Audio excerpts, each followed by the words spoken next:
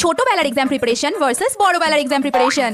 ওমা, পরশুদিন GK exam আছে, পড়াগুলো মুখস্থ করিয়ে দাও না। পরশুদিন পরীক্ষা, তুই আমাকে আগে বলিসনি কেন? আরে আজকেই ম্যাম বললো, ডায়েরিতেও লিখে দিয়েছে, তুমি তাড়াতাড়ি উত্তরগুলো মুখস্থ করিয়ে দাও। মা, আমি সব উত্তর মুখস্থ করে নিয়েছি, তুমি প্রশ্নগুলো খাতায় টুকে দাও, আমি সব উত্তর লিখে লিখে প্র্যাকটিস করে নেব।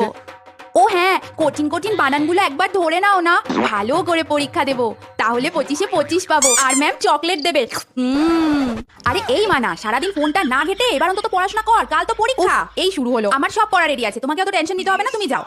মাকে তো কিছু একটা বুঝিয়ে পাঠিয়ে দিলাম, কিন্তু সত্যিটা তো এটাই যে কিচ্ছু পড়া হয়নি। কিন্তু পাশ করতে গেলে তো কিছু একটা করতে হবে, কি করব আইডিয়া।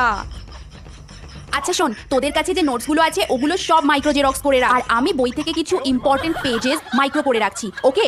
কালকে আমাদের পুরো গ্রুপ পুরো ছেপে দেবো, ঠিক আছে? আর পুরো গ্রুপ ফার্স্ট ক্লাস ফার্স্ট।